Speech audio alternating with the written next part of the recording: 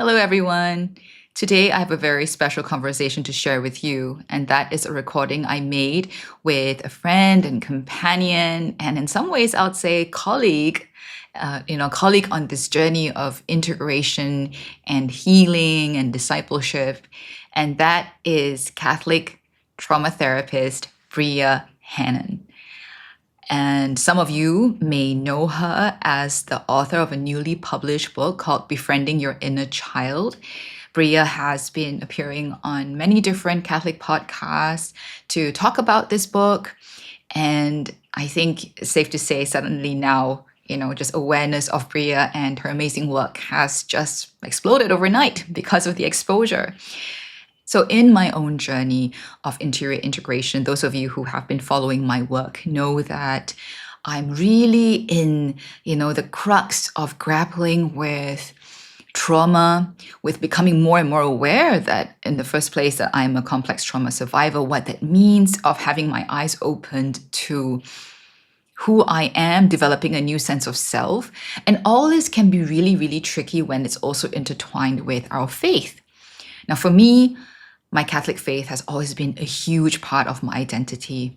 What I've only more recently come to realize, though, that a big part in the way that I'm Catholic was from a defense mechanism. Okay, what do I mean by that?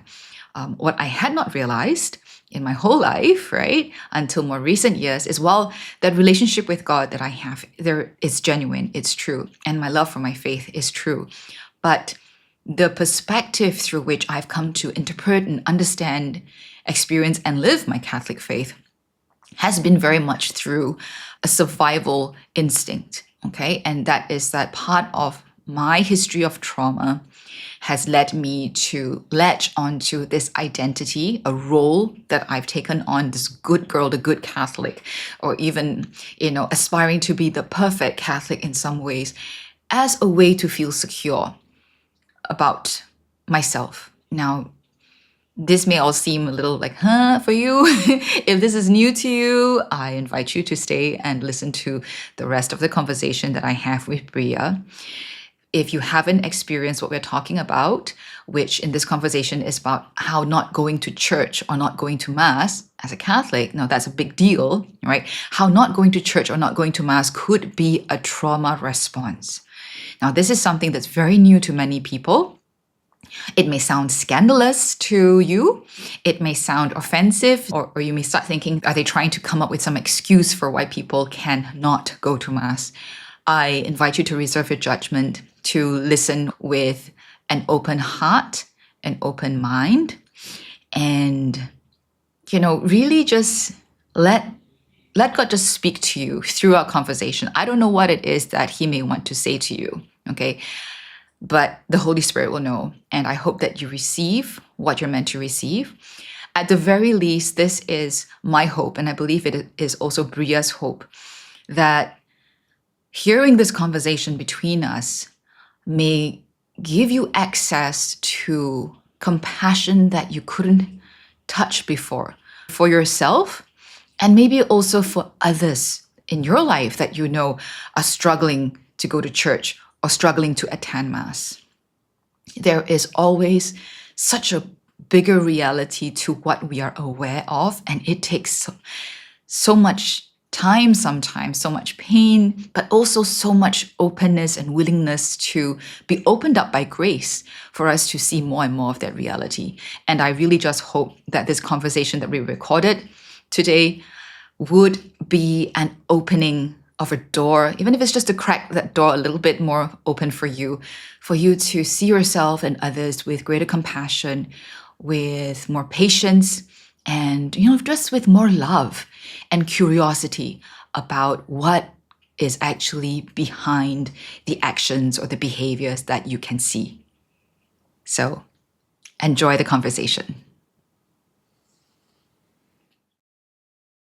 Yeah. So Brya, it's so good to see you again, to see your face. It seems like we talk so infrequently. I know. It's so good to see. But when we are together, it feels like the time went by really fast. It's like, oh yeah, like it's like a long distance friend. Yeah. I think if we were actually in the same city, and if we, when we do arrange a meet, we probably would need to set aside a whole day just to talk. Yeah. That's usually the case for me when I have someone that I have so much Mhm. so much in common to talk about. So Mhm. it's been about actually almost exactly a year. I was checking the last podcast episode that we recorded. And then in the last year, so much has happened in both our lives. And you've now become a published author. Congratulations. Thank you. I am. And to be very honest, I didn't think I would be able to have another chance to not even just talk to you, but to record a conversation with you in this season of your life, because I was expecting that you'll be so busy. And I know you have been. So I wanted to ask you, when I was praying about today's conversation, like this time, like this particular conversation, you were the one that kind of suggested, like, hey, maybe we could, do another conversation recording, right? And I mean, I was delighted at the invitation. I just was wondering, like, what prompted you to make the invitation despite being so busy?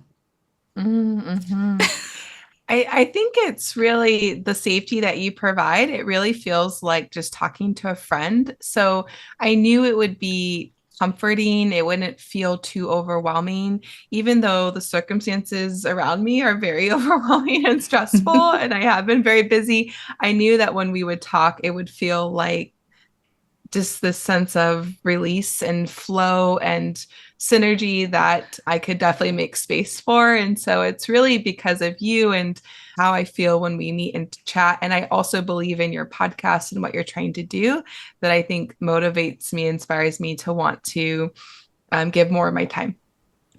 Wow, that's such a huge compliment. And I'm so, so grateful to hear that.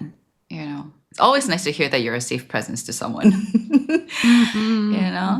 And I was just reflecting about how our paths crossed and our journeys together. So I think 2021 July was the first time I saw any correspondence between us. I think it was on Instagram. That may have been when I came across your Encanto family dynamics Oh, thing. yes. Yeah. And then and then I checked out your website. I bought your inner child course, which, by the way, I remember thinking, because it was pretty dense in terms of the workbook. There was a lot of text there was a lot of content that you wrote. And I remember back then thinking, like, oh, this could become like a book or something. And now it has. I mean, Yes. I don't yeah. So inner child healing for my own journey was also what I started with, way before I had any notion or even the language about trauma. So inner child healing was where I started with, and then learning a bit about family dynamics, like family of origin dynamics, which is why your post on the different roles that dysfunctional families kind of like have, the golden child, the scapegoat, and all that spoke to me. And then I started knowing a little bit I started reading about part work. And if I'm not mistaken, because we've been talking for a while, parts work also came after inner child healing for you, right?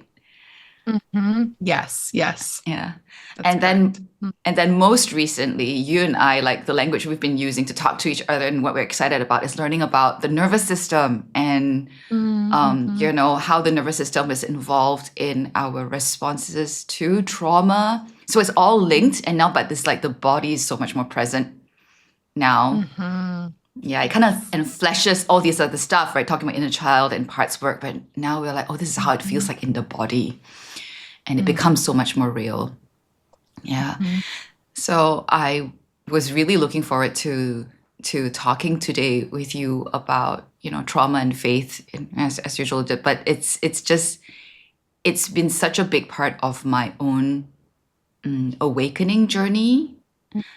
I don't have like huge traumatic experiences. I read a bit. I mean, I read the transcript to one of the recent interviews, and I realized that I think in your own life story, you have bigger T kind of like traumas in your life as compared to me.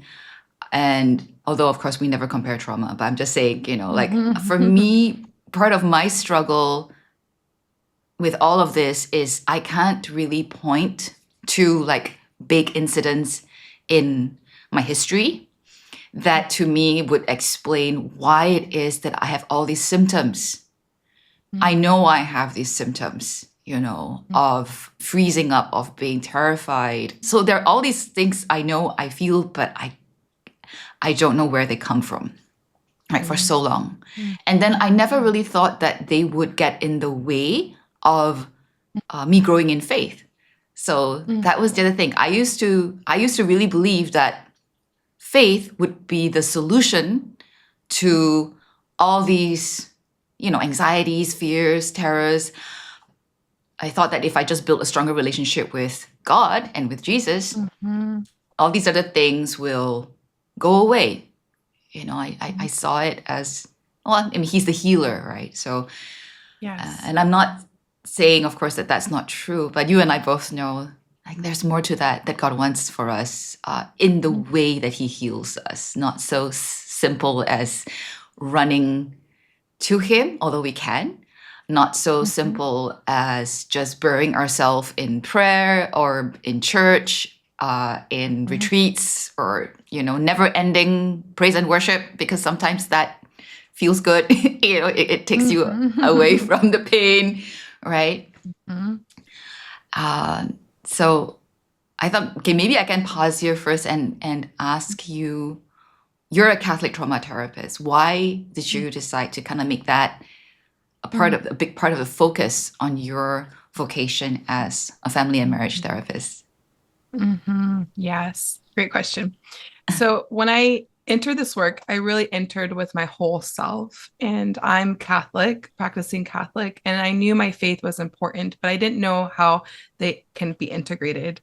Like you, I kept them kind of separate and saw healing through faith only. So I think you probably read in that transcript, it talked about, like, I didn't even think that I needed therapy. I thought like I just needed to pray more and frequent the sacraments and, go to mass more regularly, and that would solve it. And it was more my lack of diligence in those areas that was creating my symptoms, not all this other stuff that I've learned about trauma in the body and the nervous system.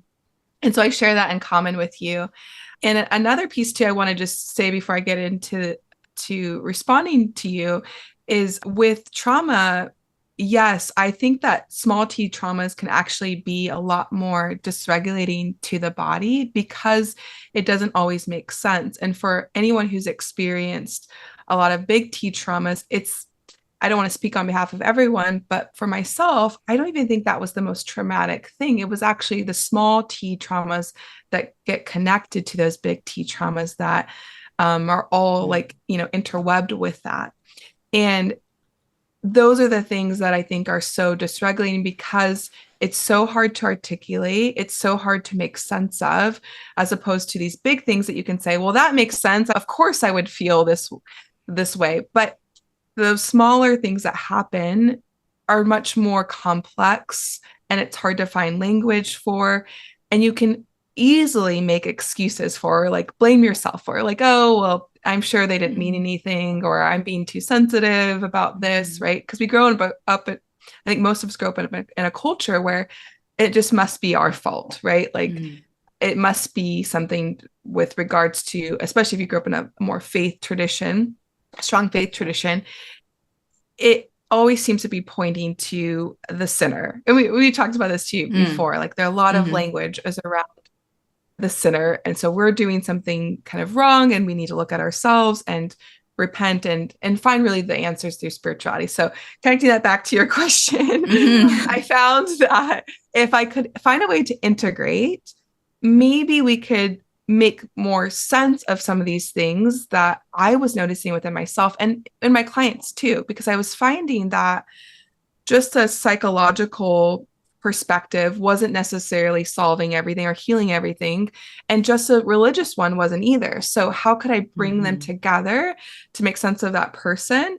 And then also help people to feel comfortable bringing in these dynamics of faith. So I find that if I didn't say that I'm Catholic, it would make it really hard for people to find me and feel like a sense of safety of being able to bring all of this in a session. Because oftentimes too, I think people go into therapy thinking, okay, I'll leave the faith stuff over here and I'm going to just go in and talk about my anxiety or my depression. So just even that title of a Catholic trauma therapist, I think helps people to see like, oh, whoa, the two are even together by name. What would that look like in work in a therapy practice?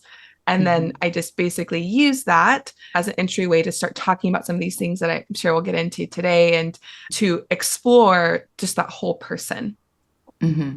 So even within, I guess, the field of your work, there's this term now that's mentioned more often about being trauma informed, and that sometimes not all people who work with people with trauma are necessarily trauma informed. That was mind boggling for me, honestly. I remember thinking and I think this is going to connect with what we're going to be talking about later. This lens of being trauma informed, trauma aware, and trauma informed.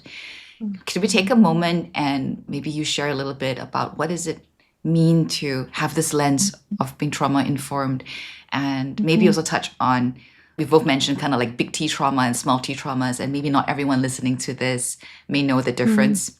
So maybe we could go there a little bit. Yeah, sure. Well, I'll share what it means to me, because I'm sure if you Google this, there's going to be a variety of different definitions. But what trauma-informed means to me is that there is a knowledge and awareness around what trauma is, which really is anything that disrupts our sense of safety. I see it also as a wounding, deep wounding, right? And I talk about this in my book. It's not so much that every wound or distressing experience creates a particular trauma, because we're actually really resilient creatures and can handle a lot of hard things. But that when we experience the hard thing and we feel unsafe and it starts to make us question kind of who we are, we're alone with those questions. And it's in that inability to know what to do with that pain, that wounding, the fear, all those distressing feelings that get connected to those really hard experiences that we face.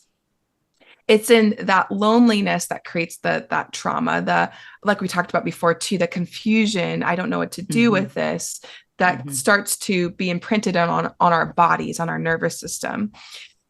So that's kind of how I see trauma, and then being trauma informed is having that sense of knowledge and awareness. But also, I think to your point, right, like you can be really aware and study anything and say that you are informed about something because of that head knowledge. But to be trauma informed for me is to interconnect that, or to integrate that with the heart knowledge, right? So to be attuned, to be curious, to be non-assuming, because yes, we have, there's different trauma language, and we can say, oh, this might be your flight response, and be able to articulate in that way. But sometimes people are just really complex, and we want to just be able to attune to that complexity, create a space for that, and be open to just really understanding that person and what's going on for them and how they internalized that experience, or how they learn to survive from that experience without assuming anything about what this could be or not. So I see it as being kind of taking an also non-judgmental stance, and an open stance, a curious stance on what's going on for that human and how they're interpreting their experience. So to me, that's also being part of that trauma-informed lens. Yes, what I feel about the trauma-informed lens, and even just listening to you speak, what strikes me is that it's a listening stance. It's because, okay, what I Googled, in the past, I'm like, what is this thing about being trauma informed? And, different places, usually they'll say there are a few key principles of, let's say, trauma informed practice, like whether you are a trauma informed teacher or therapist.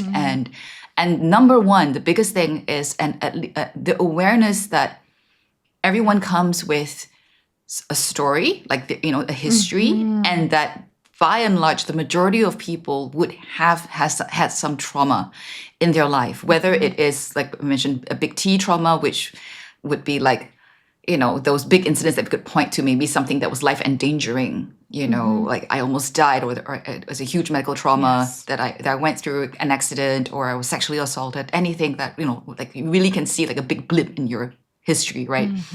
But what, for me especially, I think was really fascinating because, like I said, I don't really have those big T kind of events in my life, is learning that in the process of living life, we can get so wounded because we human beings, we're created for relationality, right? And that for us, what's dangerous to us isn't just physical danger. I mean, which is something that we share, I think, with all their animals, right? Physical danger, actual life and death.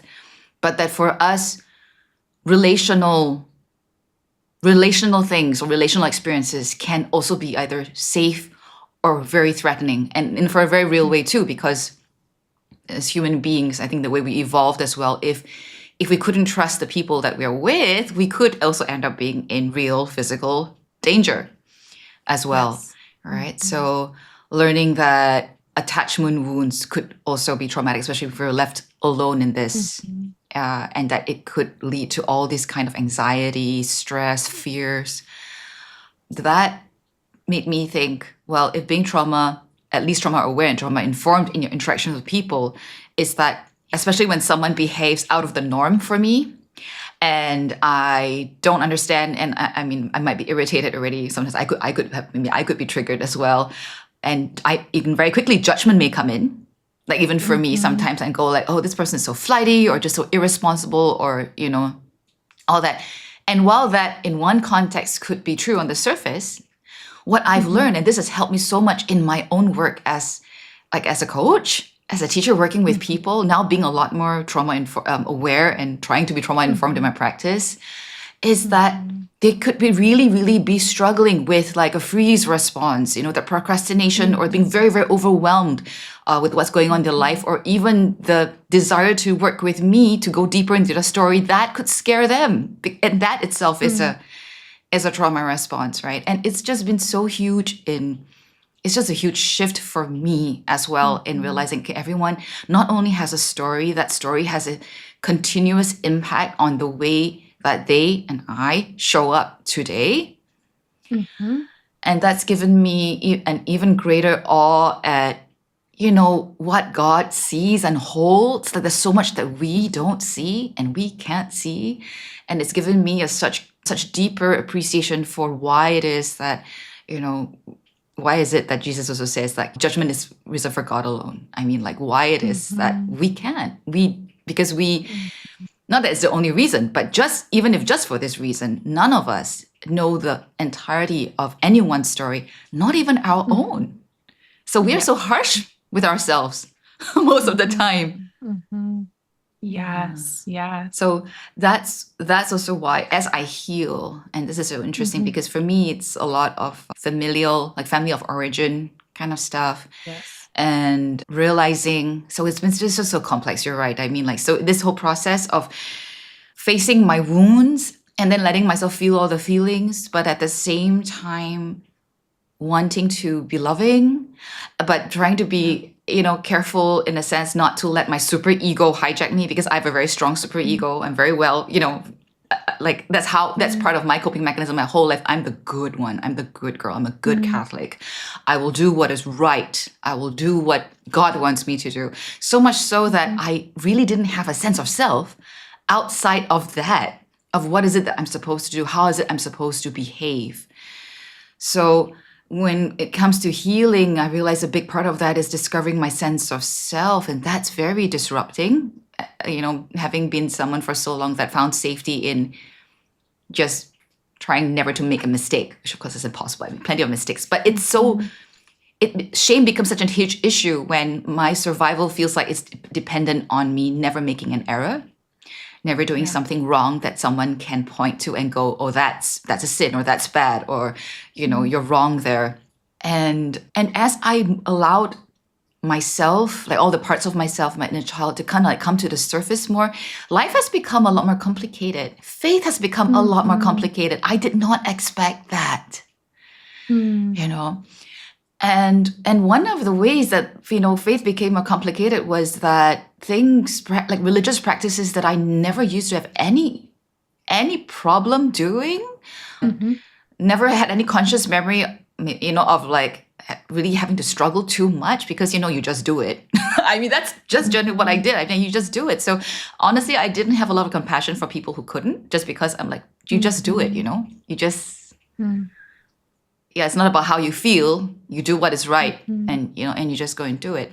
Because now I'm beginning to understand and realize that I think in the past I was a lot more disconnected, dissociated with how I was actually feeling. And as I healed, for good or for bad, I mean, one of the effects was that I'm so much more in touch with how my body's feeling. I can't ignore not just the emotions, but how my gut, my stomach actually feels. So for me, when I get dysregulated, I can actually feel sick. Like literally, I want to throw up. And when I began to notice some time back that I felt I could feel that way at Mass, it freaked me out on one hand, because I don't know, I didn't know what could be going on. And a lot of this I just didn't really talk to anyone other than maybe really close friends or safe people and my spiritual director, and my counselor. But even my counselor or even my spiritual director, both of them, neither could really help me understand why, like what was happening. It took a much longer time in my ongoing integration journey, and as I worked with both sides and my own learning, that I think I was the one that began to piece some of these things together. So I saw your post from a few months ago. I think it was during Lent. Was it during Lent that you posted this on your Instagram? I think so. Yeah. Sometime that not around going that to season. Mass can be a trauma response. And I thought, first I thought, okay, wow. I think there's a part of me that was, even just seeing those words, felt validated and seen, and also a kind of like, oh yeah, it could be a thing. You mean actually it's a thing, And of course, another part of me was like, wow, Brya's really bold. Yes. For her to post, to make Your a super post ego.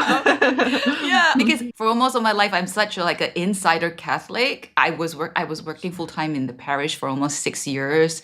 I did talks and stuff like that in the diocese. Since I was in my late teens, I've really, really taken a lot of pride in reading about the faith, apologetics, and learning, being very Catholic about the catechism of the Catholic Church. And, front and center is not making it to Mass, not fulfilling a Sunday obligation is, people like to say is, even the kinder one could be a mortal sin, right? But a lot of people just, the first thing, a lot of times when you talk to practicing Catholics who are faithful, and and the thing that is associated with not going to Mass is that it's a sin. Let's just look at a couple of slides I picked up from your post before we open this up. So you wrote here in one of the carousel posts that when the church becomes a place where we feel threatened, our bodies naturally will go into defense to protect us.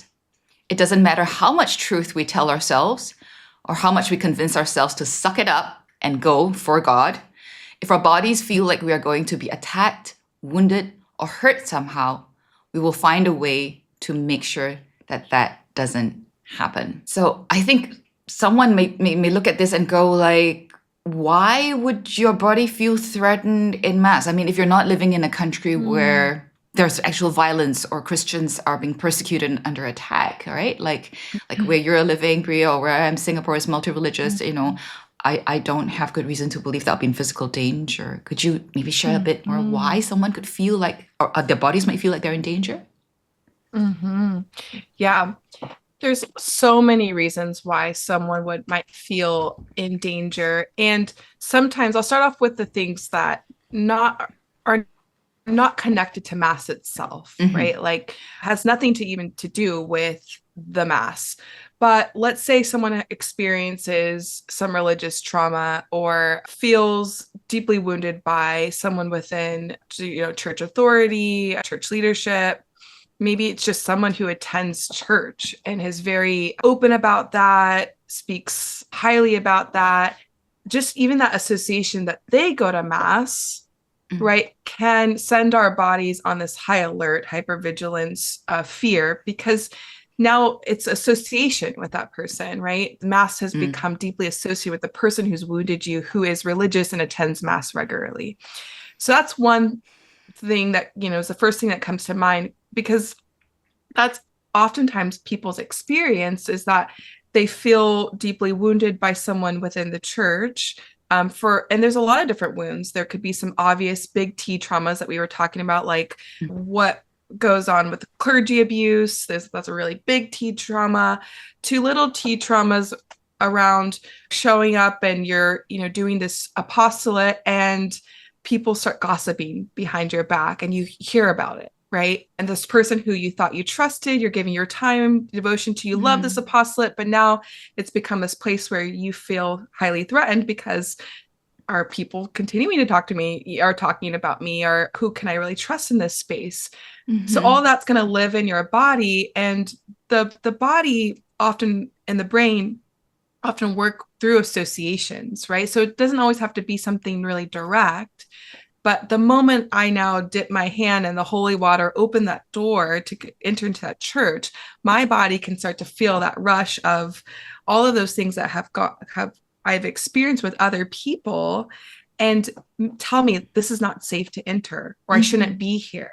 Sometimes it can even make connections that and kind of assume, right? We have this kind of negativity bias where we'll start to then assume that some of the things that we experienced will happen again. And that is for a good reason, right?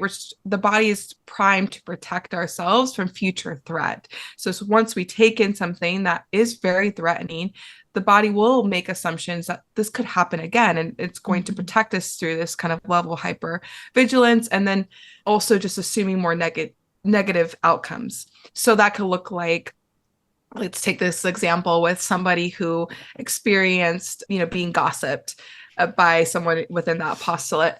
Well, if that person then goes to mass, right, and maybe they have this sense that I don't know if I can trust these people who are, go to mass regularly, and I felt at one time very connected to, they might then make that association that these people in the mass will hurt them in the same way. And then some people will even describe to me even feeling like everyone's talking about them. Then they make that kind of association, right? And so it can have these really devastating ripple effects anytime we experience a trauma outside of the mass or the church, and it can connect to our experience of going to church. And then there are some traumas, it's a little bit more rare, that can happen within the mass. So I have clients who talk about, let me try to change her story a little bit so it's not so I can protect her confidentiality, but experiencing something that's kind of embarrassing and feeling like everyone was looking at her in that moment, and now feeling this deep sense that I can't show my face in mass again because everyone was judging me and looking at me.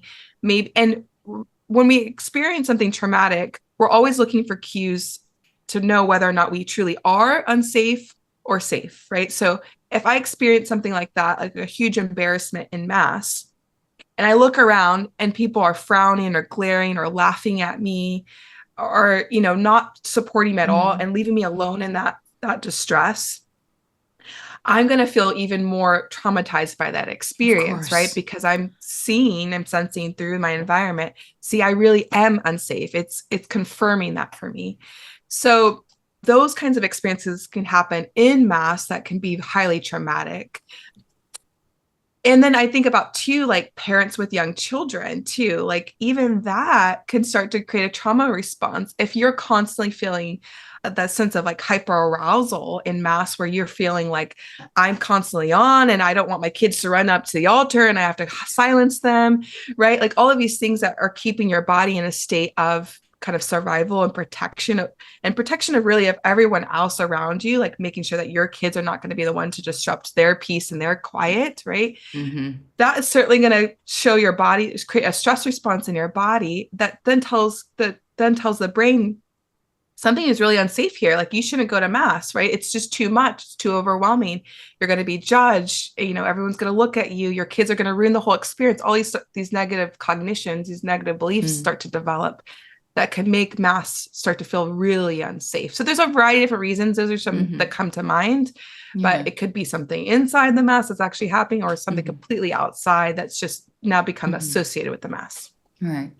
Okay, so I'm going to play a bit of devil's advocate. I know in that post you okay, let me bring it up again. You mentioned like no matter how much we convince ourselves to suck it up and go for God, right? If our bodies feel like we're not going to be we're not going to be safe, it's going to find a way to make sure it doesn't happen.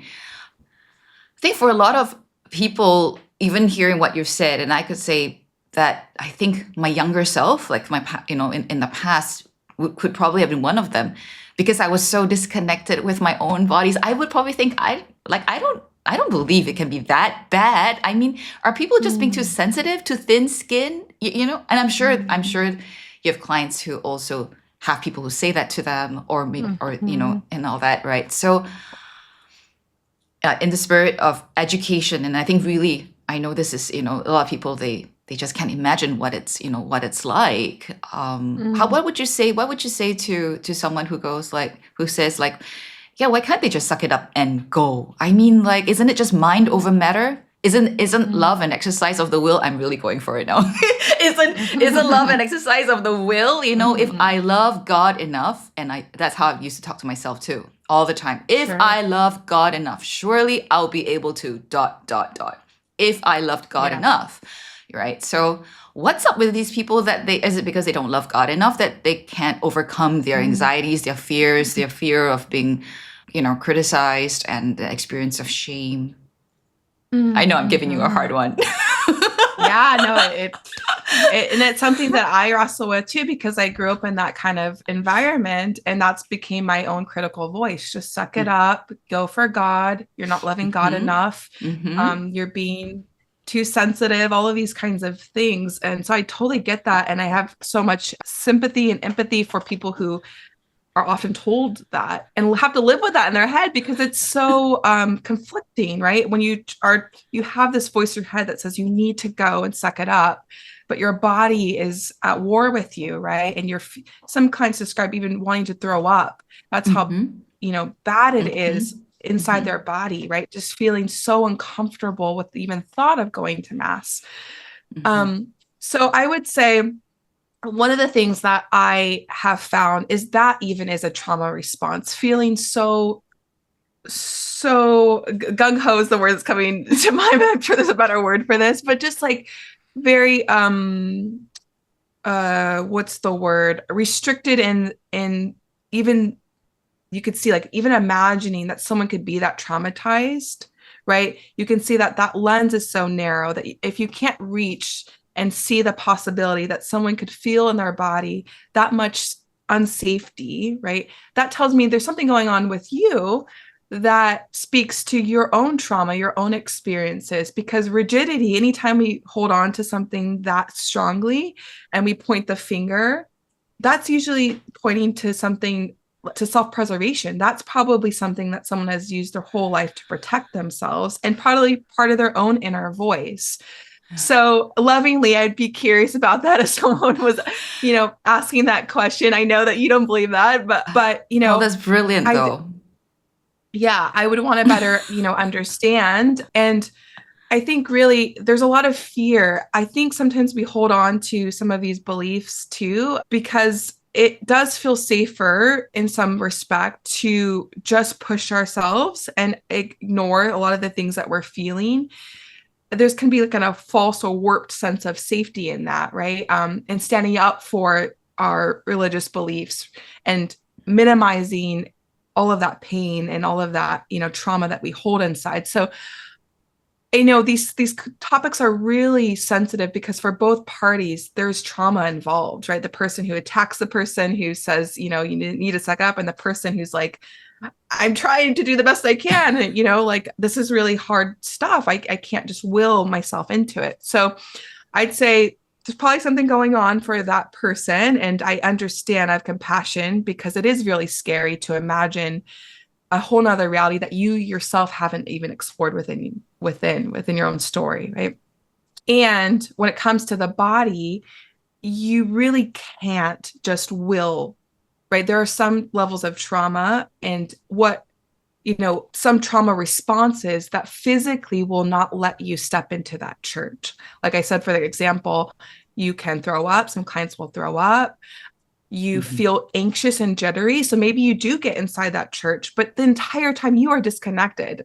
You are not listening at all. You are just going through the motions and trying so hard to make it through. And I don't know, I can't say this is exactly what God would want or what he wouldn't want, but I like to imagine that God wouldn't want his children suffering through mass. And people describe like almost going through it with little mini panic attacks, right? Yeah. Jittery and shaking. And so these kinds of experiences that people face, I think, are very real and very scary. And even if they were to get to that place where they could go and walk inside and attend mass, they're not really attending, right? They're just showing face. So we want to be curious about that and ask ourselves, is that really what God is asking for individuals who have experienced that high level of trauma? Yes. That was just amazing. That was really brilliant. I'm so glad you gave all that explanation. And I just want to say spot on, at least from my personal experience, because this was, I've come really far from where I used to be. And having been, I used this term before as well. I call myself a recovering Pharisee. I mean, no shade to Pharisees. I actually sometimes I actually have a lot of compassion to the Pharisees in the gospel, because having been one, exactly like what you said, that's what gave me a sense of security. Because I know exactly what's right and what's wrong, what's allowed and what's not allowed. And I can pride myself with my ability to, follow the law, right? It makes me feel safe. And then, of course, there's a sense of othering those who cannot, because then I feel like I'm better, I'm more secure, right? And you're absolutely right that I think back then, there's no way I could have become conscious that all that was going on within myself, because I think there wasn't enough internal safety within me to see such a hard truth about myself. So in my own journey, I think it was actually quite some ways in building a sense of safety with God. And I would say at that point, I was still not really feeling, I wouldn't say I have a secure attachment with God, but I'd come a long way. And my prayer life and spiritual life had really, really deepened a lot. It was only at that point that God saw fit to actually tell me that, quote unquote, really, there was something wrong in the foundation of my humanity. And he actually, so he gave me kind of like this vision during a retreat of a church that's built halfway, so you see all the scaffolding and the walls have all come up. You don't see the roof yet, but a lot of work has been done, right? You think like, oh, it's getting along nicely. It shouldn't take that long to finish. And what I felt when I saw this, kind of like in my mind's eye during prayer, I felt God tell me, well, this building can't be finished because there's something wrong in the foundation. And if you really want to finish this project, want to finish this building, the only way is to take down everything that you can see, like everything that you see with your eyes. And then even beyond that, we have to go underground and excavate the foundations, because that's where the problem is. And then we're going to have to lay it back. We're going to start rebuilding brick by brick. And this time we'll do it right. I knew it was something about my human capacity to love, to give and receive love. And I had no idea how painful whatever was going to follow after that was going to be. So also, like echoing what you said respectfully, if there's anyone listening or watching to this conversation and may have those thoughts also, like, it can't be that dramatic. These people are being over dramatic about trauma and its effects on people.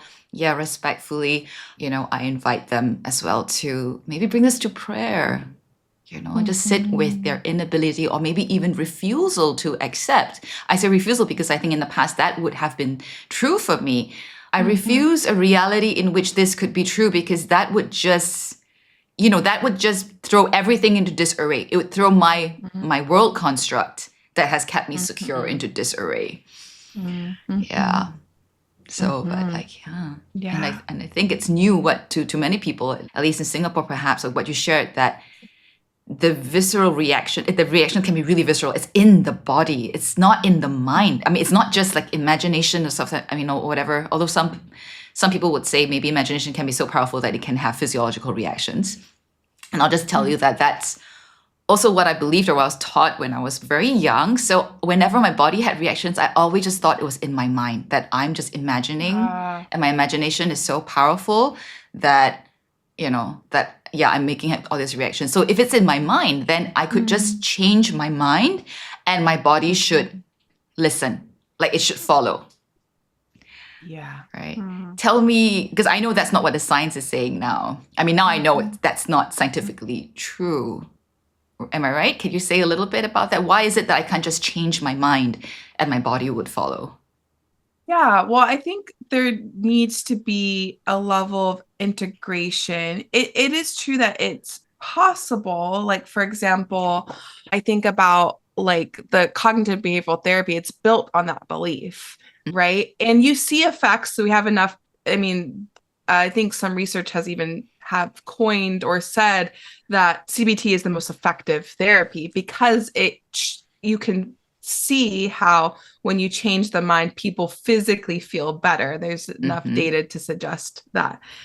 But it begs the question, it kind of makes me think about like going back to this idea that, okay, let's say people did go to mass and they sucked it up, right? And they just went for God. They might disconnect from that reality, that inner reality that they're hurting, that they feel wounded by something, and find a way to keep going, right? And I think many people do. But that is the big problem, is that there's disconnection now. And it's not an authentic faith that they're building. It's a faith that is rooted in, like, to your point, I need to like win God's approval. I need to just please God and keep working hard to almost be enough to earn your right to heaven. I'm not quite sure. I don't want to put words in your mouth, but there's this sense of, approval seeking, right? And there's such a disconnect from your inner reality and your experience. So I think to your point, like, it doesn't change the bigger reality. It just keeps you disconnected from it. So it might feel like, physically, like, okay, I've moved past that. I'm fine now.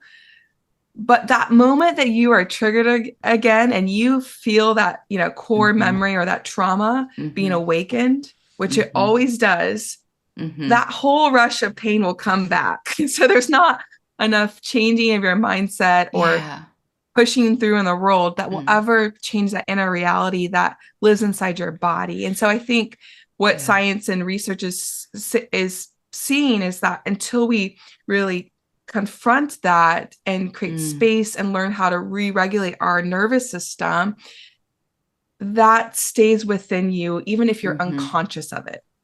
I hope I answered that. Well, it's a big question. I know it is. Yeah, I know. I keep throwing like really big questions at you, but that's the point of having you on. I can ask this. No, but yes, it makes sense. And one of the really big aha moments for me when I was learning more about trauma is that trauma is stored in our bodies.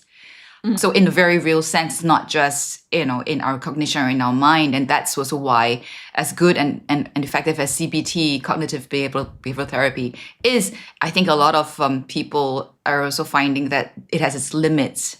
And I just want to say bingo on what you said about if we come back to this issue about not going to mass because it's a trauma response and forcing ourselves to go.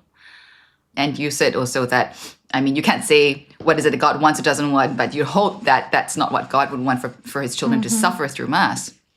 I would just say that there was a time, this is quite many years ago now, when I was at the point where I was, I think, exercising with God the sense that what I want matters or how I feel actually matters. Not just to not just do something that I think he wants me to do. Right. And it was very foreign. And it's so often I would feel like I was afraid I was being tricked, that this wasn't even God. You know what I mean? I feel like, like, what if someone's trying to trick me into displeasing God? Right. But fortunately, and I think this is where having journeyed with spiritual directors, like consistently over many years, you can see, like my spiritual director can see as well, that you can see the continuity. So at each point, discernment is that this is God, this is God, this is God. So at this point, it makes sense too. This is a continued, it's an organic development of what has come before, right? And what was really missing in my relationship with God was, I guess, was just humanity, I suppose. But then in all my relationships, and you would understand that as a therapist, that was what relationships was like for me. So I didn't know there could be any other kind of relationship. Even with my husband, which is a really good relationship, we had to work a lot to build that earned safety, right? But from there, I did realize that sometimes he just really wants to know what I want. Like even with my husband Henry, it's because it matters what I want. It's not just about giving him what he wants. And then I began to realize, sometimes I felt God would tell me, why can't we have what you have with Henry, what you're building with Henry? I want the same. I want you to feel safe enough to tell me what's on your heart. And don't you believe that like your happiness and your well-being and what's in your heart matters to me?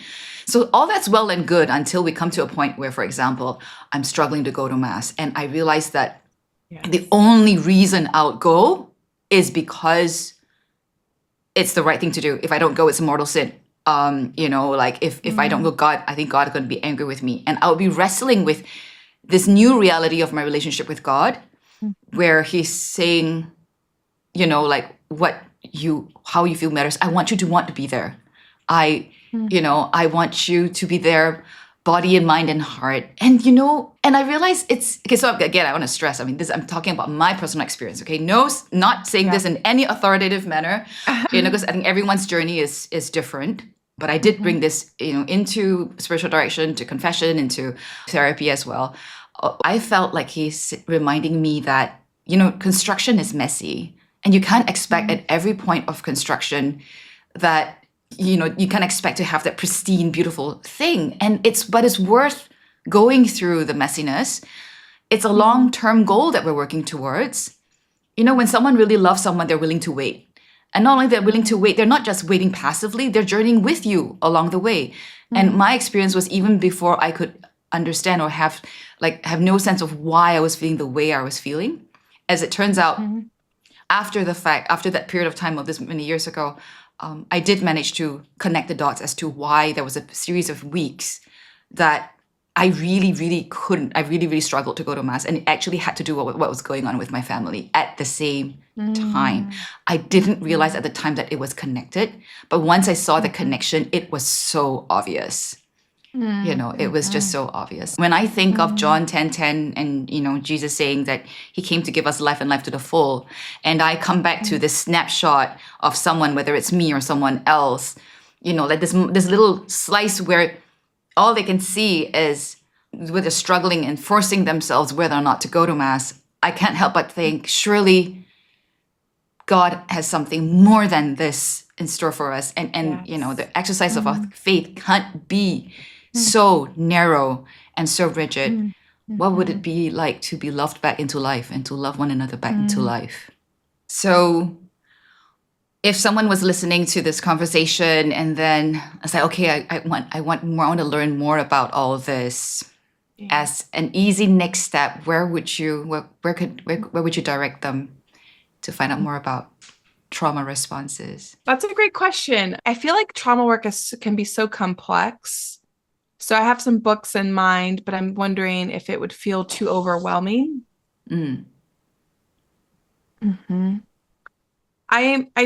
I'm currently reading Trauma in the Pews, and we can link that book. That might be a good first step, just to continue to explore what does trauma look like when it comes to how I show up in the church. And also, I did some posts after that around going to confession, and people have shared other experience of just going to a ministry. So it could be, church related, which I think could be helpful. And so I think that book so far has done a great job of exploring these concepts more in depth. And I think really we want to get to that place of feeling deeply seen. So I think if you jump too much into like a trauma book where they're just kind of describing what trauma is and the more the science of it, we can kind of lose that sense of humanity or connection to our own story and experience. Absolutely. So I'd say wherever you go, just making sure that you're starting with someone who's going to make it more personal and more on that human to human level. And then really, if you could bring these questions and things that you're noticing to a safe person or a therapist or a coach or just someone who is trauma informed who can help unpack some of these things so that you're also going at a level or a pace that speaks to your nervous system and what you're most ready for. Because I think that person who is trauma informed will know how to kind of best guide you. Yeah. As you were talking about that, another book came to mind. I don't know if you know of KJ Ramsey. She's a writer. Yes, I've heard of her. Yeah, she's on Instagram Oh, yes, a lot. So yeah, she writes amazing stuff. And there's one particular book called The Lord is My Courage. And she bases the whole structure of the book is based on Psalm 23.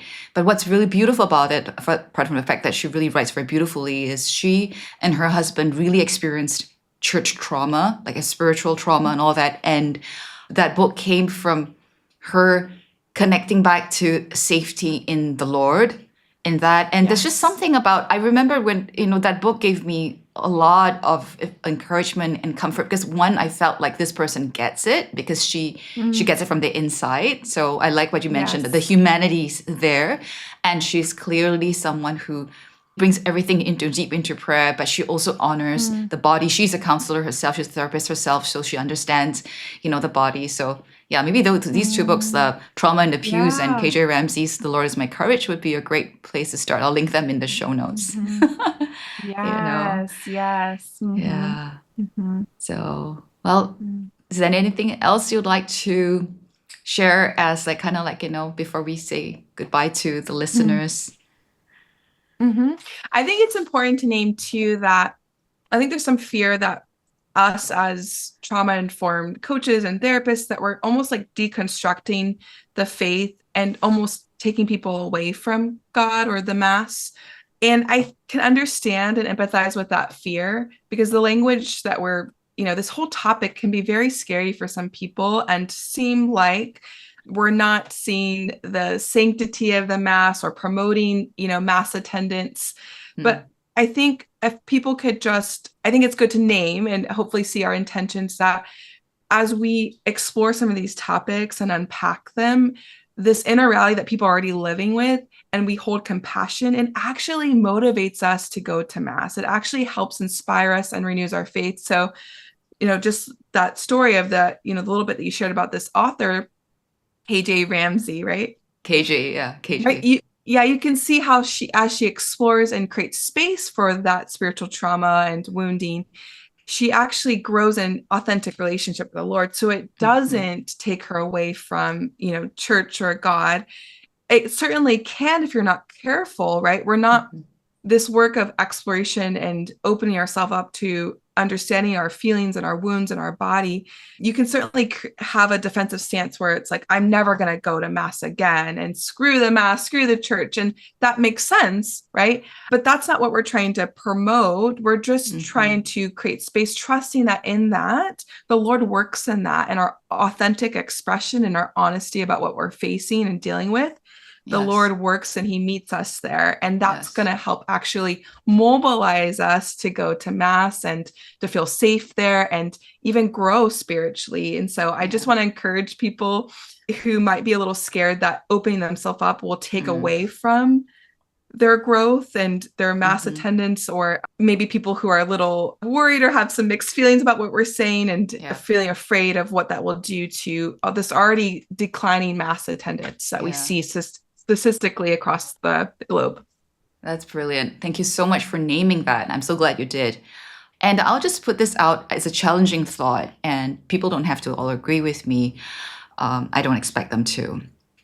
This journey of life and the cosmos that God created and the call that he has given us, each of us, to become fully alive, to be his, and to, in a sense, be, his agents and his to bring his presence into the world is of a much, much bigger thing than our usual institutional religious understanding can comprehend. There are a lot of things that go beyond even what theology and all that, can do, which is why the church, even in her teaching, talks about both the cataphatic and apophatic way. There's the way of knowing and there's the way of darkness. There's the mystical, traditions where A lot of things just can't be understood. Do we trust that God is big enough to bring us through the darkest wilderness? Don't do this on your own.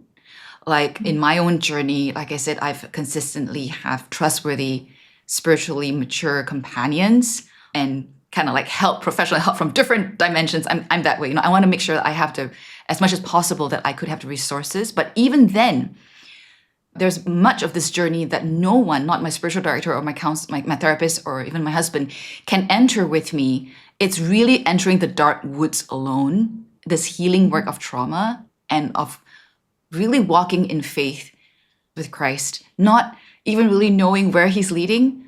It's not the intent for either of us to bring people away from the church. If anything, let's hope that it's the larger journey that we hope people will enter into a more fuller, more deeply meaningful, it's like a more integrated, embodied experience of what it means to be church and to be at Mass and all, or whatever, however else we may be called to participate in it in God's time. In him we can rest.